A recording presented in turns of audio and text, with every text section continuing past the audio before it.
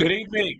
Welcome to another evening of Dr. Cliff Burt and Friends, featuring the absolute very best in all of women's sports, HBCU athletics, and so much more. Welcome to Black History Month. We're going to have a good time tonight. I want to say welcome to my co-hosts. We're going to bring them in one by one. But let's have a moment of silence.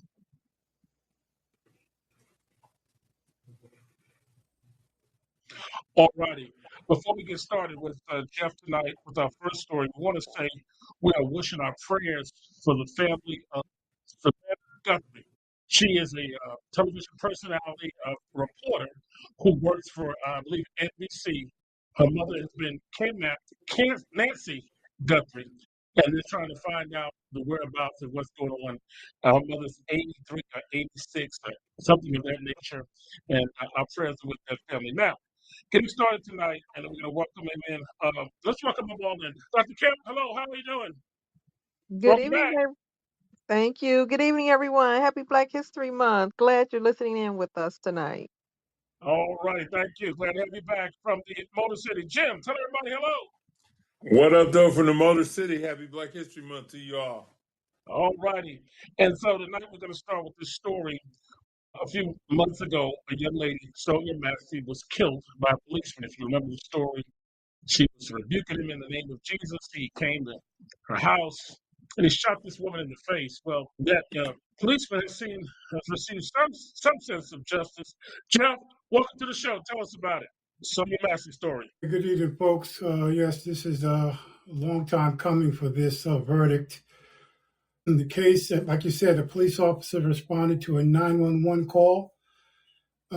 She complained of a person in the area looked suspicious, and they came into her apartment. They were talking to her, getting information, and then she had a pot boiling on the stove, and just like that, this officer, Grayson, he told her to put the pot down, threatened to fire, shoot her in the face, and he followed through immediately. All in one swoop, she was gone. And so the trial back in October came about, and surprisingly, it was guilty on second-degree murder, not first, second-degree murder, and the judge slapped him with a 20-year sentence. I was kind of surprised that he gave him 20 years, but we'll see how that goes. But yes, this is tough. I'm glad he got the sentence. My problem is those supervisors who just look the other way with many red flags on his record, and and they sent him from department to department with those same problems. So he took a problem to another place, a problem to another place, and then eventually it blew up. And unfortunately, Sonia, she caught the brunt of it and she's gone. So that's my main concern, Clifton. Yeah. Thank you, Jeff. Dr. Kemp, give us your thoughts on the story. Jim, coming to you next. You remember it? Sonia Massey, the policeman did get 20 years, but she's still gone. Dr. Kemp. I do remember that story. It was right in Springfield, Illinois, which is the capital of Illinois. And it's just so sad that people call for help. Then, 1 minute think they're going to get the help, and then the next minute they're no longer here. I feel so sorry for her family. And as Jeff says, I don't think 20 years, is enough. And it just really depend on how much of that 20 years he would actually do. They actually requested her ID. She's going to try to get them the ID, and as well as just lifting a pot of water, and the officer reacted like that, and pretty much just took her life. So it's just senseless. Totally senseless. So, Jim, your thoughts? Well, Marlo, I've heard that they would whittle that 20 down to 10. Mm-hmm. But, I have conflicting thoughts on it. I'm glad the 20 years. But like you said, we've got to get some of these other people who are allowing this to happen as well. Yeah. We'll continue to pray for her family, and at least there's some sense of ounce of justice of some kind. And I'm glad we were able to follow up on this story. Our second story. Here our government goes again. This time, a well-known reporter, Don Lemon, former CNN host, was covering an event in a church in Minneapolis protesting against ICE a few weeks ago. And the Justice Department, they arrested him. Jeff, what did you know about the story here? Yeah, I was following this story. It's very interesting. And so I actually watched on the Como show, who was also used to be on CNN, and he had the woman who actually spearheaded the protest. Yeah. And she made reference that she called Lemon in, but he was not a part of the protest. He came as an independent journalist. Yeah. And that's what he said he was there for. We all know the history with Donald Trump and Don Lemon. They've been going at it for years, and Lemon has not held back his tongue at all, not on CNN, and definitely not as an independent journalist. He's let them have it, and so we all know that Trump is the vindictive individual that he has to get back, as we say in the hood. So we know he's doing this thing, and unfortunately, he has the DOJ right behind him, and Bondi is following up, and they knew he was there, and so they tried to press charges. They tried to use what is called the FACE Act. Basically, right now, what it says is you cannot deter or stop people from worshiping in any particular way. So they're trying to use that. I don't know if this is going to stand up. I don't know if this is like Letitia or if this is Comey. I don't know if it's that situation, but the case doesn't look strong. Many attorneys in the DOJ, in the feds, refuse to take the case. So we'll see, Cliff, what happens on this, but I don't think this is going to end. The main thing is freedom of speech by the press is being attacked. That is one of the main things. And then also, we got to look out for what Trump is trying to do, because he's trying to shut everything down. And it's not going to start or end here with Don. It's not going to end there. It's going to go big, Cliff. It's going to go big. Yeah. Another journalist, George, was also arrested, who was with Don Lemon that day. So you're right. We'll keep an eye on it. Another week, another incident. Here we go again. Now, there's one more story I want to talk about. This is a young man in Virginia, Timothy McCree Johnson, a young man accused of stealing from a Tyson Corner shopping mall in Virginia, I believe back in 2023, running away from the policeman unarmed, shot by a policeman, and that policeman was eventually convicted of, I think, second-degree manslaughter, I believe the charge. But 2 days into his prison sentence, on the way out, the governor of Virginia just a few months ago, pardoned that policeman who was white. Jeff, what do you know about that story? Do you know anything about that story? Yeah, this is in my neighborhood, man. Okay. This was a tough thing. I never liked this governor. I'm just gonna say it out on the Cliff Burton show. I thought he was a racist coming in. I thought he pulled some racist things while he's been in office. I'm glad he was voted now out of office with the new person who was going to be coming in. But this was very bad. So he's following pretty much what not only Trump, but even each president does. Biden did the same thing. He's on the way out. And so he's supposed to pardon those who feels that, deserve it. So this is bad, but we know this guy was guilty of what he did. Yeah. And that's the problem that I have with it. It's not a matter of it's a question, a maybe. He fired on this young man, and I believe the young man stole some glasses. And then he lied and said he was reaching for a gun. This man didn't have any weapon on him. Yeah. You understand? And so he tried to justify what he did. So that's the problem that I have with it, Cliff. But yeah, this is going to happen now. Whenever somebody that has the power to release someone while they're in office, they are going to use those powers. Depending on the side of the aisle they're on. It's a shame. Hey, as much justice we can get, we'll try to get. Pray for the rest. Listen, I want to move on. We're going to continue to honor people that we lost in 2025. And we lost so many great ones. One of those, then, Jim, I'm going to get your opinion on this. Wayne Lewis, co-founder of the group Atlantic Star. One of the great writers, the Lewis brothers, and they started that group somewhere, I believe, in the 80s or maybe in the 70s. I can't remember the year, 70. but 70s. 70s, yeah, man. They had so many hits out. Just give us your thoughts on this tremendous group and Mr. Wayne Lewis, Atlantic Star, y'all. Dr. Flip, I'm gonna put your fingers. Well, Atlantic Star was probably one of the greatest groups in the 80s when they had the ballads and the bands, and they had the music, they had the songs. They replaced their lead singer a couple of times, but they were always good. I saw them in concert in 2020, I believe, and they still were good. Yeah. Dr. Kim? Man, thanks, Dr. Burt. I was looking at his body of work, and I tell you, I could not come up with a favorite song because it seemed like when I picked one song, I looked down the list and I was like, no, that's not my favorite. This one is my favorite. I mean, Exactly. this was one talented brother. He definitely will be missed. May he rest in peace. And we know that he is upstairs writing some wonderful hits for all those wonderful people that are up there. But I mean, man, did he have a wonderful body of work. It's just phenomenal. And like Jim said, that group was definitely one of my favorite groups because of that, Yeah. because of all the hits they had. Wayne Lewis, Atlantic Star, Silver Shadows. Yeah.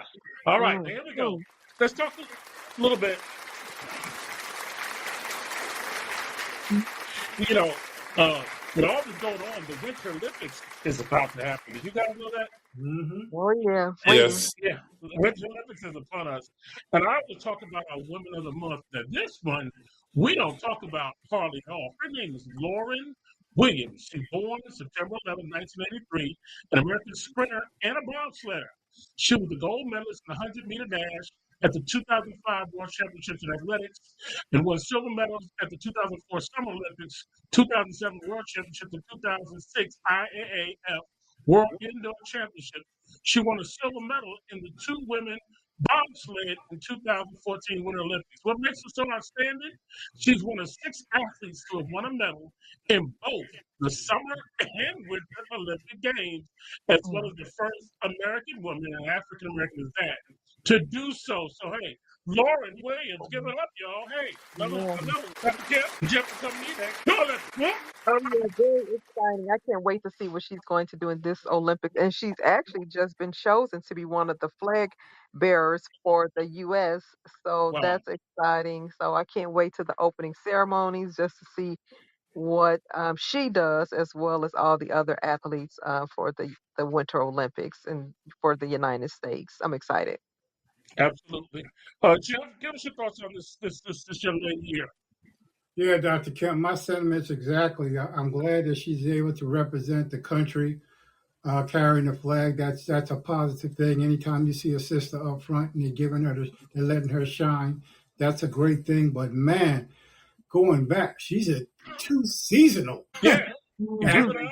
That is rare. If I don't even know anybody else who does that. Lauren Williams, we have her with us all month. Okay. Now, our woman executive of the month, we talked about her last week. She just passed. Her name is Gladys May Brown, Dr. Gladys May Brown.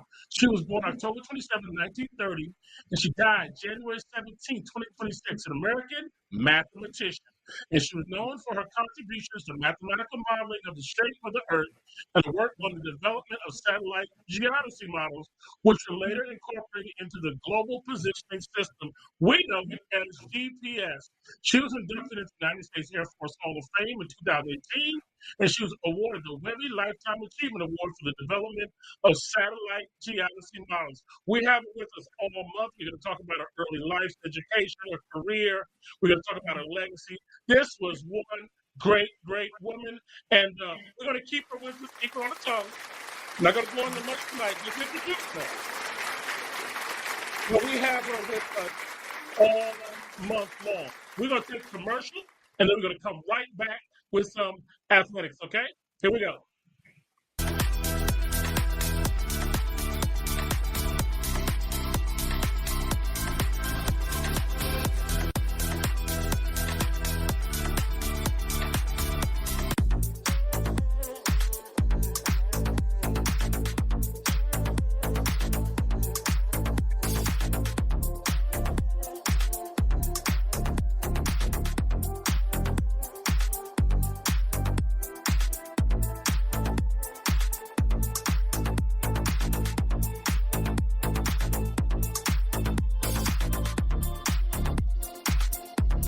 Welcome back. Dr. Cliff Burt and Friends, featuring the absolute very best in all of women's sports, HBCU athletics, and so much more. Listen, the Stretch Boss, Tina Rivera, she's a physical therapist at stretchboss.com, 862-299-9471.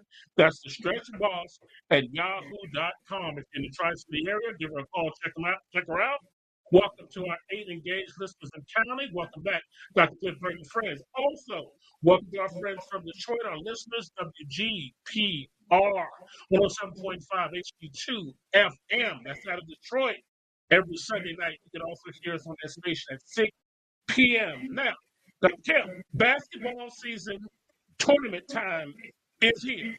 The HBCUAC Hope Credit Union Basketball Tournament will start 2/24/26, and it goes to 3/1/26 at Stillman College in Tuscaloosa, Alabama. The CIAA tournament in Baltimore, Maryland, CMG Bank Arena. It also runs 2/24/26 to 3/1/26. And then the SIAC, the quarterfinals and finals, runs March 4th through 7th at Clayton County Convocation Center in Morrow, Georgia. So can you believe it?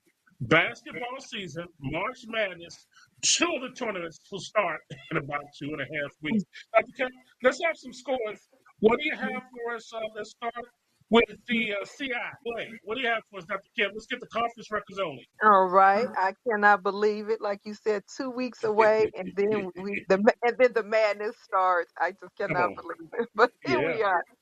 CIAA women's basketball standings. We have in the Northern Division Virginia State, a conference record of 7. Virginia Union 6-4. Bluefield State is 6-5. Bowie State is 5-5. Elizabeth City State is 0-9, and Lincoln out of Pennsylvania record is 0-6. For the Southern Division, we have Fayetteville State conference record is 9-1. Winston-Salem State 8-1. Claflin 6-4, Shaw 4-5, Johnson C. Smith 4-7, and Livingstone has a conference record of 3-6. So that All is right. the CIAA standing. All righty. Going straight into the SIAC. Dr. Kim. All right, here we go for the H. Sorry, SIAC. Yeah. We have in the East Division, we have Edward Waters, conference record is 14-3. Clark Atlanta 13-5. Allen 11-5. Albany State is 10-7. Benedict is 9-7. Savannah State 6-11. Fort Valley State is 4-15. In the West Division, we have Miles College 15-2, Lane College 12-4, Tuskegee 11-6, Kentucky State 5-13, Central State 16, Spring Hill 3-13. Rounding up the bottom is Lemoyne on with a conference record of 2-13. All righty. And just a word before we move on, Marlo, to the HBCUAC. This past week, an interesting incident, and Jim, I want you to comment, give us about 30 seconds to a minute on this. In the SIAC, Morehouse men were playing, and I noticed the women's section, but Morehouse men were playing against Tuskegee. In fact, Jim, I'm going to let you talk about it in your segment, but it was an arrest of a coach. So I want everybody to keep that on your mind because we want to talk about that incident that happened, and we'll talk in the next 15 minutes on that. Dr. Kim, HBCUAC women. All righty. What do you have? All right, the women's basketball standing. We have in the East Division, Oakwood conference record is 9-1. Russ College out of Mississippi is 5-2. We have Stillman 7-4. Talladega 4-5. Voorhees University is 2-6. Wilberforce out of Ohio is 2-6, and Fisk is rounding up the bottom with 2-7. The West Division, Oakwood. we have in the West Division, Paul Quinn is 8-1. Wiley College out of Texas is 7-2. Tougaloo out of Mississippi is 7-5. Philander Smith out of Arkansas is 5-4. Dillard out of Louisiana 6-5. Houston Tillotson is 1-8. Southern University of New Orleans is 1-10, and the Virgin Islands is 0-0. I don't know if they played any games this year. Yeah, Maybe they had a few, but no conference. That makes sense. No conference games. Okay. yeah. And So I don't that know what's going to happen coming to the tournament. And just a few weeks back after camp, hey, HBCU Oakwood, Jeff, the number one team, at least it looks like, in one of the divisions. Give us your thoughts, Jeff, briefly before we move on. Who did they lose to? Now, I don't know that. I have to look that one up. We'll have to look that up next I'll week. take that 9-1. I'll take that for sure. Yeah, they balling. They balling. Okay. Now, let's go on and talk about the women's Division One basketball. I ask it every week: is anybody going to beat the UConn Huskies? I believe they're the only unbeaten team left in the country. This past weekend, they played their old rival Tennessee in Connecticut, and at halftime, the game was tied. However, by the end of the game, they had beaten the University of Tennessee by 30. They outscored them 54-24 in the second half. Ozzy Clubs and Strong combined for over 55 points. I'm going to ask this question again. Is there anybody that could beat the UConn? Let me give it up to them first. Jim, your thoughts? Yeah, they are looking virtually unbeatable, but I still would like to. They say that they even got the two big stars. This team, those role players, this is a deeper UConn team than normal, and really a better team than last year. Hard to imagine with Paige Beckers, but when you talk about depth, they're a deeper team to add with those two stars. Dr. Kemp, your thoughts, UConn Huskies, can you go undefeated? Yeah, I believe that they could actually do it. I don't know. Vanderbilt is looking strong this year. You got so many other teams: South Carolina, Texas, Texas. LSU. Yeah. So it's gonna be really. I can't wait for the tournament to see what's gonna happen because prior to the tournament, they can be unbeatable, but when that tournament hits, everybody turns it up a notch. But they do too, so you just never know. Yeah. Well, we're going to see what's going to happen with it. Let's just give you a little preview of a few other things going on. Let's talk about the league unrivals in the next few minutes that we have that's going on. There's a new leading scorer in that league, the Women's Professional League 3-on-3. Marina Money Mayberry, 26.8 points leading the league. Chelsea Gray is now second at 26.1. Paige Becker third, 24.7. Alicia Gray, 21.6 points. And Aaliyah Edwards is 21.4. Now, the rebounding leaders, Aaliyah Edwards is leading the league with 13 a game. Dominic Malonga, that's the new young lady in the league, plays in the WNBA for Seattle. She's averaging 11 rebounds a game. Malik Billings, 10.2 rebounds a game. Aaliyah Boston, 9.7, and Brianna Stewart, 9.0. So, hey, that league is coming along pretty good. And let's give them a hand. The ladies are doing it.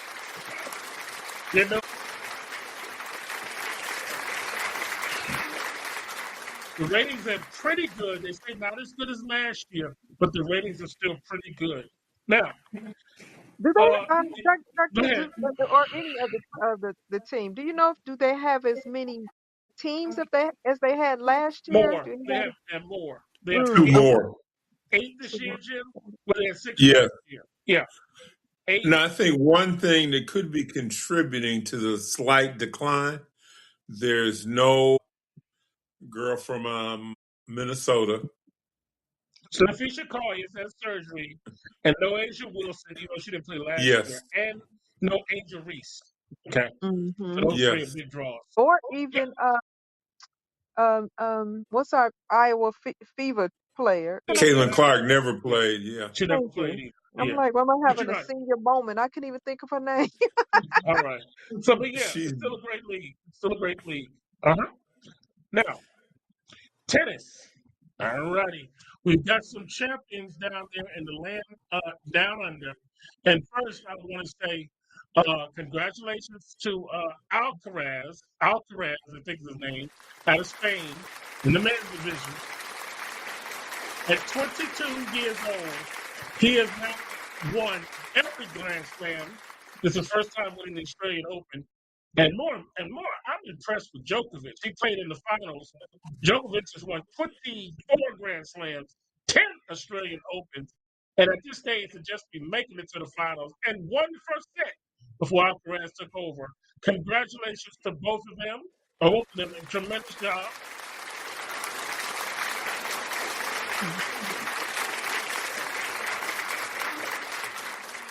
And in the singles for the women's, her name is Akina, who lost to who beat Sabalenka for the championship. Let's say congratulations to her. There weren't any American women in the singles finals or the doubles finals this year, but they all done a great job. The first Grand Slam of the year. Now, going back to Alcaraz at 20 years old, keeping it in perspective, he has now won a total of 7 Grand Slams at age 22. Jim, he's tied with McEnroe's career for Grand Slams at 22. Give us your thoughts on Alcaraz.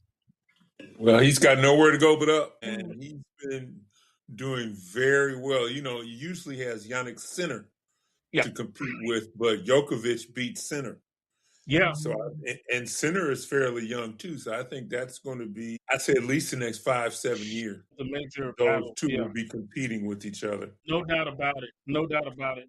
And I guess, Jeff, it's a tall order for Djokovic is 38 to beat Sinner in the semis and turn around and try to beat Alcaraz in the finals. They had that much gas left. But what do you think, Jeff? If he's going to get it, he better get it right now because, fella, 22, man, this young blood ain't playing. No, he's not playing. He's not playing.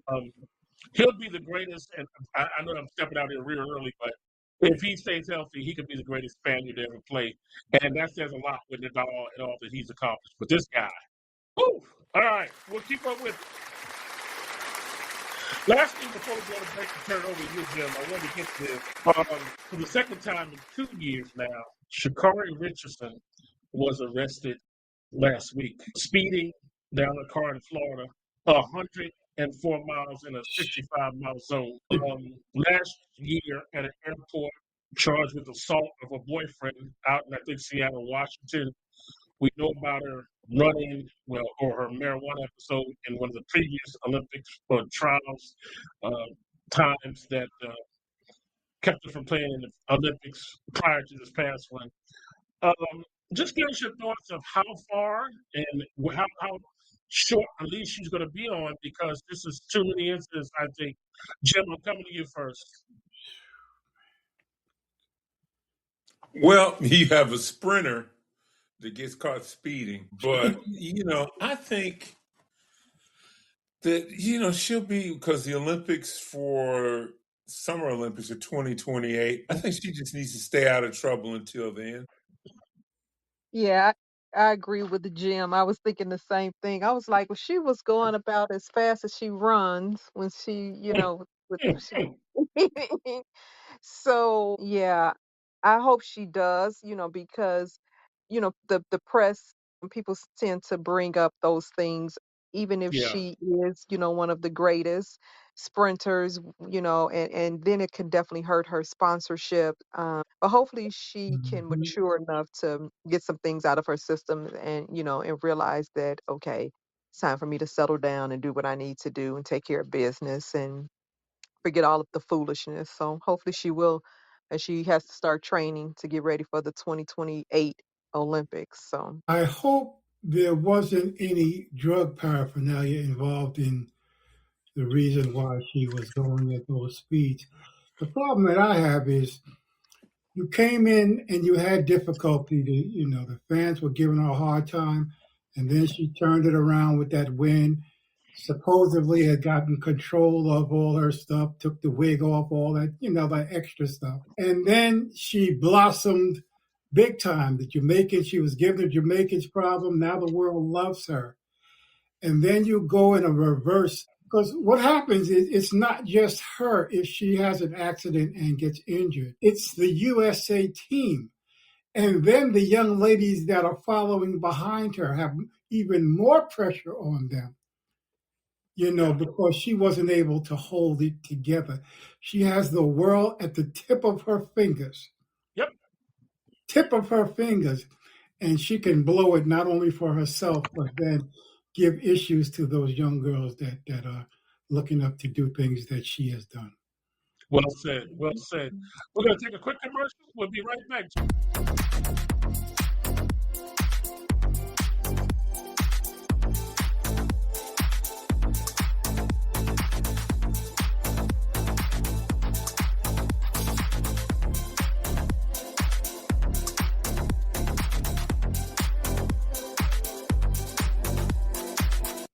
Welcome back. Dr. Cliff Burt and Friends, featuring the absolute very best in all women's sports, HBCU athletics, and so much more. Are you living with diabetes at risk and tired of being stuck in a cycle of attempts to achieve better health? If you said yes, Abundant Life LLC may be able to help. One size doesn't fit all, but using effective strategies empowers you to reach your goals. Try something new and break the cycle. Abundant-life-L. That's for Shay Freeman at 615-212-8490. Jim, what do you have for us? Well, TSU and Jackson State are going to renew their rivalry at the 2026 John A. Merritt Classic in Nashville. Yeah. They are not, as of now, they're not going back to Memphis. They're doing a home and home between these two great teams. Yeah. Dr. Kemp, what are your thoughts on that one? I'm so excited. I just can't hide it. I am happy. I'm happy. It's and especially if it's the John Merritt Classic, it's definitely like a classic, which they've played Alabama A&M, I think, for this particular classic, but definitely just to bring back, another HBCU, team as well to play. I'm excited for them. So. And for the city, both schools, and so hopefully everybody will be able to make that one. Yeah, Jeff, for our listeners and also in the South, people in the South, Tennessee State, Jackson State Classic in Memphis are going on for about 30 years. And a few years ago, they stopped playing. And so it's such a huge thing. But just for the two to start playing again is a huge event. Yeah. All right, Jim, I'm sorry. Okay, I'm going to stay with college and get to the pros in a minute. The CIAA men's basketball standings. Virginia Union is on top of the Northern Division at 5-1. Virginia State 4-1. Bluefield State 3-1. Lincoln, Pennsylvania 2-3. Bowie State 0-4. Elizabeth City State 0-5. In the Southern Division, Fayetteville is 4-0. Claflin is 3-1. Shaw 2-1. Johnson C. Smith 2-2. Livingstone and Winston-Salem State bring up the rear at 0-3. All right. Now we go to the CIAA, where Morehouse is atop the East, 13-3. Clark Atlanta 12-5. Savannah State 10-7. Fort Valley State 9-9. Benedict 8-8. Edward Waters 8-9. Albany State 7-10. Allen 3-13. In the West, you have Tuskegee at 14-3.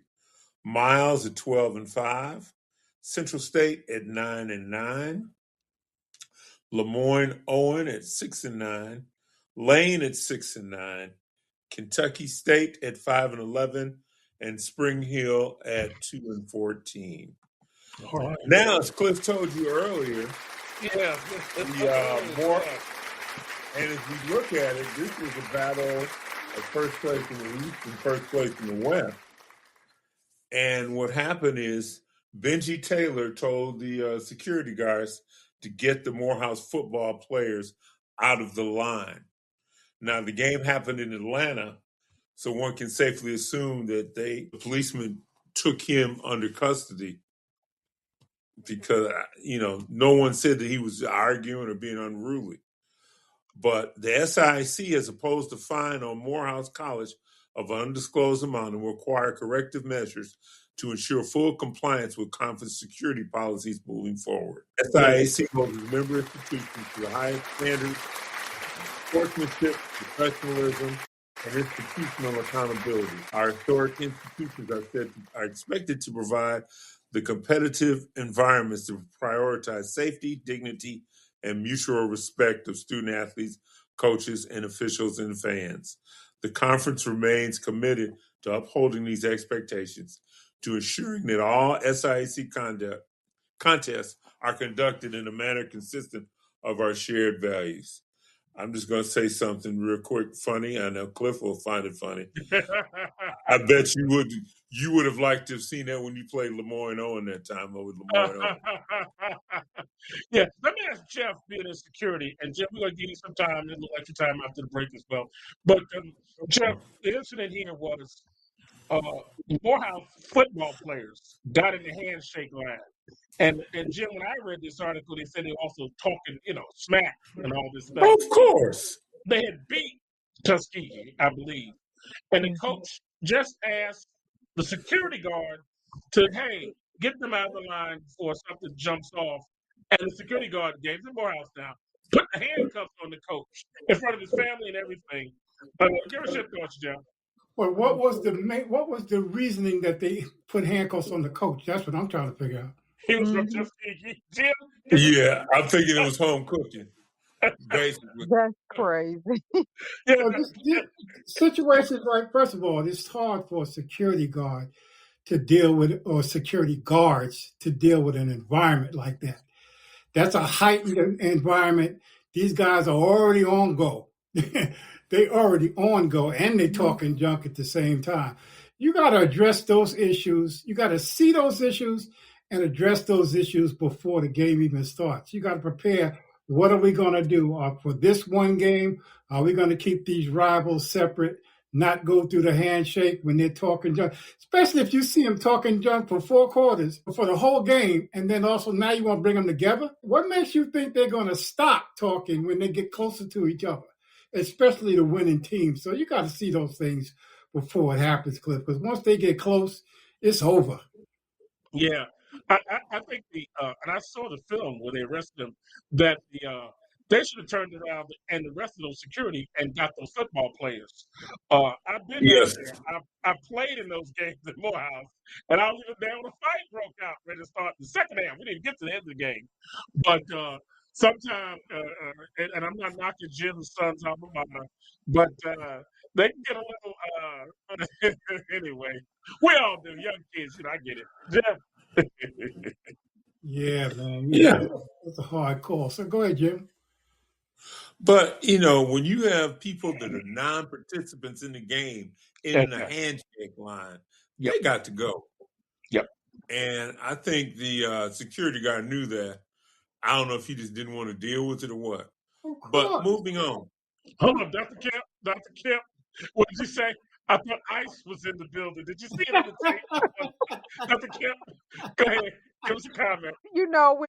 The first thing was the Morehouse coach was putting handcuffs in. Everything. Tuskegee's coach. Tuskegee's coach. And I'm like, with everything going on, I was like, what in the world is going on? ICE had entered the building at the game. All righty. Go ahead. Okay. HBCU Athletic Conference, Tougaloo, Mississippi, 11-2. Suno, Southern and New Orleans, 8-3. Philander is 6-3. Dillard 7-4. Paul Quinn 3-6. Houston Tullison 1-8. Wiley 0-9. Virgin Islands no games. In the East, Stillman is 9-2. Talladega 7-3. Voorhees is 5-3. Oakwood 4-6. Rust is 2-5. Wilberforce 2-6, and Fisk 2-7. Wow, we are not having a good year. Jim Chuckaloo, let's stop. Went into the tournament last year, #1 seed, I believe, but they didn't make it to the finals. Dylan and Philander Smith. And then a few years ago, their coaches on the show, Turtles men made it. They won the conference for a couple of years in a row, and they made it. Did they make it the Sweet 16 in the NAIA tournament or the Elite Eight? One of the two. So Turtles is back, being strong again. Coach Stravas, I believe, was his name. But hey, it's getting close to that time. Yes. Okay, now the D3 men's hoops. You've got Chicago at 16-2, #1. Mary Washington at 18-1. Montclair State 20-0. St. Thomas of Texas 18-1. Trinity of Connecticut 18-2. Randolph-Macon 17-2. Emory 14-3. We'll talk about the Super Bowl now. New England Patriots are scheduled to play the Seattle Supersonics. No, that's basketball.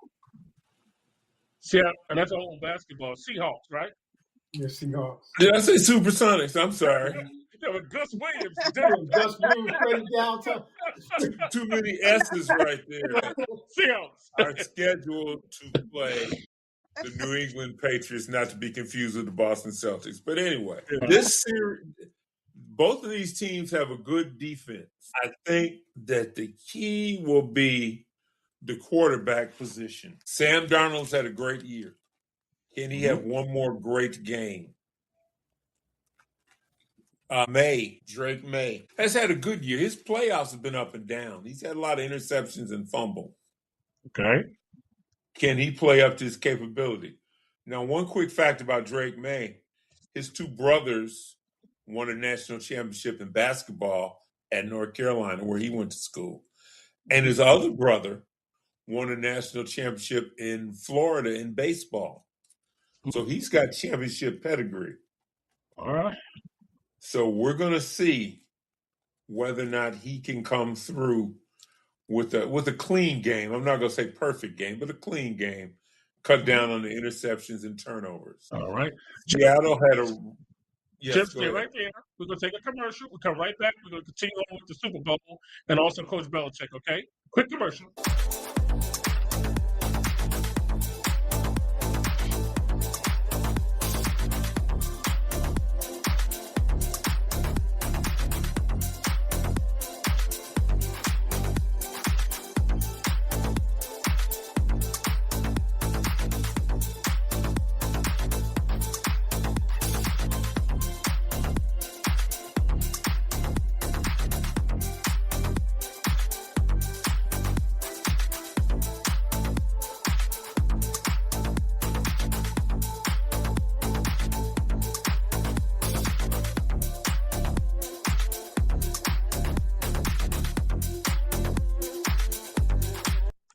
All right, welcome back. Dr. Cliff Burt and Friends, featuring the absolute very best in all women's sports, HBCU athletics, and so much more. It's Dr. Cliff Burt and Friends every Tuesday evening, 8 p.m. Eastern Time, or you can go to our podcast website to view or listen to any of our shows. That's cliftonbutts.podbean.com. Jim, tell us more about the Super Bowl, and then we'll talk about Coach Belichick. Okay, I was going to say that Seattle has a running back, Zach Charbonneau, that got hurt. That they had a nice duo with Kenneth Walker III that may or may not play into the game.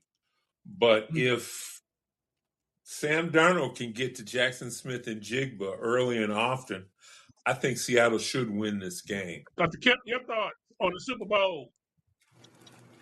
I was trying to decide which team I really wanted to go for because I like Seattle. I've always liked Seattle. But then, my man came from New England. Who might that be? One of the best announcers, Mr. Tom Brady. University of Michigan, Tom Brady. Yes, I know it. All right. Jeff, give us some thoughts on the Super Bowl. I'm excited. Seattle. I think Seattle's playing good football right now, both offensively and defensively. And then we got 2 weeks to kind of put it all together, I'm staying with Seattle, man. I'm not moving. I'm with you on this one, Jeff, as well. Seattle. Jim, I think so. Seattle. One thing I like to say, I would love for Mike Vrabel to win and have to hear how the Titans have to spin that since they fired. But I'm picking Seattle. Yeah. All right. New England might have a little momentum builder on their side. Bill Belichick, shoe-in for the Hall of Fame, did not make it on his first try. That's crazy. Neither did Robert Kraft. That's crazy. Well. What has happened is a twofold thing. You know, some people say Spygate and Deflategate has something to do with it. Belichick was punished for Spygate. Other coaches have said they've done the same thing. And Deflategate, that wasn't on him. That was on Brady. Now, the other thing was you had three. The way they do it is silly. They have 5 people. They had Kraft, Belichick, Roger Craig, L.C. Greenwood. Both of them should have been in the Hall of Fame already. Yes, they should. Roger Craig is the first one ever to have 1,000 yards receiving and rushing. And L.C. Greenwood was the captain of those great Steelers teams in the 70s. Yeah. Now, you could only vote for 3. And Ken Anderson was there, too. He's from the same hometown as my wife, Batavia. But anyway, so a lot of people said, well, I want to get these older guys in. Belichick and Kraft, they got the votes. They'll get it anyway. But they didn't. So the Pro Football Hall of Fame is going to have to make. Why do you have Belichick and Kraft going against 3 nominees from the seniors? You know, even though they're that age, Kraft is still in the NFL and Belichick just retired 2 years ago. So they should not be pitted against real, people who played in Greenwood and Anderson's case played in the 70s. Craig played in the 80s. You shouldn't be competing against those people. Yeah. I have a little bone with that. They'll get in. They probably, Jim, you're right. The Deflate Gate, whatever that is, Deflate and Spy, they held that against Brady. What the hell against Kraft? The massage parlors or something? What's that? Remember that? Y'all remember that? I think. But it's not the Morality Hall of Fame. Okay. All right. Kraft has 11 Super Bowls under his reign of owner. Yeah. So, I think all these guys, let them in. I think it's more simple. It's more simple than that. I think he pissed somebody off. That's what I said, Jeff. Yeah. Somebody personal. He got that attitude, that mentality that he's the type of guy, I believe he got under somebody. He rubbed somebody the wrong way. He got the money too. Well, you look at how many Super Bowls they won. He rubbed a lot of people the wrong way. I'm just saying, Jim, with his mentality, where he talks to people, he answers people over the years. Behind the scenes, he had to piss somebody off. Yeah. But there are people who have come forward and said they voted on those other 3 because they thought Kraft and Belichick were shoe-ins this year. Which is all right. Who does the voting? Hey, great job. Who does the voting? There are 50 voters. We got to move on.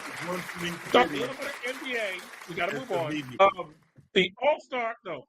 In the NBA, what do you guys think? Jeff, I'm going to come to you first. Paul George received a 25-game suspension. He said he was taking medication for his mental status. Nevertheless, 16-year veteran. Give us your thoughts, Jeff, on that. Then we'll talk about a couple of potential trades coming up. So what was the cause? He took some medication. They said it was against the league's medication he should take. And he admitted to it and apologized to the fans. Said it was something for his mental status. He got a 20 suspension. He's losing $470,000 a game, a total of $11 million. Yeah, he's a veteran, man. He ought to know better. Yeah. If he was, Well, if he was a 3 year player, 4 year player, I'd even give him 5 years. But he's a vet. He is a vet, and I mean he's supposed to be a big time player, but you ever know better, Cliff. Come on, man. Yeah, Phil's having a pretty good year too. Jim, your thoughts? Cliff, as a doctor, do you know of any medicine that would fit that criteria that would be for mental health Not and at a all. PED? Not at all. I think that who was it? Michael Irvin said, "I wish they would have had that when they were charging me with cocaine. I should have used that With the one." cocaine, Keep going. yeah. But he should know better. But he's got a 25 game suspension, and it's really hurting Philly. Philly's playing better than expected ball right now, and he'll be back probably with about, I think they said 10 games to go in the season. He's averaging about 16, so he's the third wheel. Mackey and the big boy and Bean is playing some ball right now, so we'll see what happens with that. Listen, 2 trade rumors. Giannis with the trade deadline coming up. Where do you think he's going to go? He wants out of Milwaukee. Jim, your thoughts? What have you heard? I don't think they should trade him now because they may be able to get more in the off season. But there have been some big trades made. Yeah. You think he'll go? That's a hard call, man. But I do agree with Jim. I think they can get more for him later. I'm thinking about Ja. Well, yeah, we'll get to that. Yeah. Yeah. I don't know, Cliff. I think they might have to wait, man. You can't just get nothing for him. That's You true. gotta get something. That's They're gonna true. run you out of town if you let him go and don't get nothing. All right. Mm-hmm. There's another rumor. Trade deadline coming up. I'm going to come to Dr. Kemp on this one. They say that, and he's good at forcing his way out, James Harden. Here we go.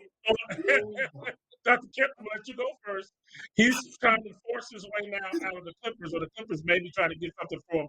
He may be moving. What's your thoughts on James Harden and who should or should not pick him up at this stage of his career? Dr. Kemp, come to you on that. Where is it that he's trying to go, or where is it that he wants to go? And Well, he's been on. the rumor has been to Cleveland, and they're going to give up something along with Darius Garland to send him out to L.A. That's the only rumor I've heard.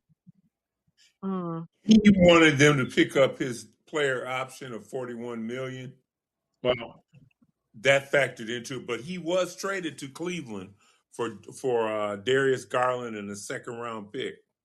Yeah. I'm just reading that right now. And how many teams is this for him? I mean, I think he should start considering, well, I'm not going to say retirement, but Oklahoma, the Nets, the Clippers, Houston. Was it Houston? Yeah. Okay, So, see. OKC, yeah. KC. So 4. You're 4. Well, I guess this time is winding down. This is his 5th, yeah. Yeah. I've never been crazy about him, but wasn't he playing pretty good basketball this year? Yeah. But something is, I don't know. And anyway, they're starting to win. The Clippers are starting to win. So They won 16 out of 20. yeah. I never liked this. Let me hit on one more thing before we get ready to get out of here. First of all, congratulations to Denny Abdija, the first player from Israel to make the NBA All-Star game in history. So good for him. And then these are your, I believe, starters for the game. Now they have 3 teams: the World Team, and then 2 USA teams. So, well, let me give it to you. For USA, the first one: Jaylen Brown, Jalen Brunson, Steph Curry, Kevin Durant, LeBron James, Paul Leonard, Donovan Mitchell, and Norman Powell make up one team.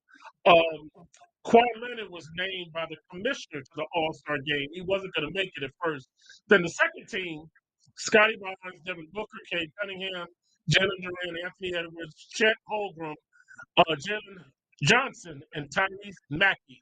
And then the world team, I guess it's our foreign players: Giannis, Tumble, Denny, Deidre, the one from Israel, Luka, Doncic, Shea Gilgeous-Alexander, Nikola, Jokic, Jamal Murray, Pascal Siakam, Karl Anthony Towns, Victor Wembanyama. Where's Compton Towns from? I thought he's from the United States. Dominican. Oh, is he? Okay. He So, grew Jim, up in New York, but he is technically Dominican. Ooh, yeah, that world team is something else. yeah. We got about 2 minutes left. So, Jim, can you tell me how this format's going to work in 2 weeks? How did these 3 teams play? How does this work now? It's going to be a round robin between the 3 teams, and the 2 teams that have won the most games are going to play in the championship. All righty, sounds good. It's going to be interesting. So you're basically getting more all-stars for your buck. Mhm. All right. Sounds good. Kevin Durant hurt, but he won't be able to play probably. Well, he got a couple weeks to heal up. He twisted his ankle. But what's on top of it? Hey, we missed Steve tonight, but hey, we're going to be right back. Thank you to our 17 engaged listeners in the audience. Give yourself a hand. We're looking forward to a great Black History Month continue to spread the word. Jim, Bullseye Sports. Detroit Bullseye Sports can be found Mondays, Wednesdays, and Thursdays on WGPR HD2. I finally found a radio. I rent a car and I got HD2, so it does exist. We also can find it on the Sports Rap app and the Sports Rap Network. All righty. And so, hey, everybody, it's been great. And we'll see everybody back in 168 hours from now. Thanks so much. And good night, everybody. Good night, everyone. All right. Night.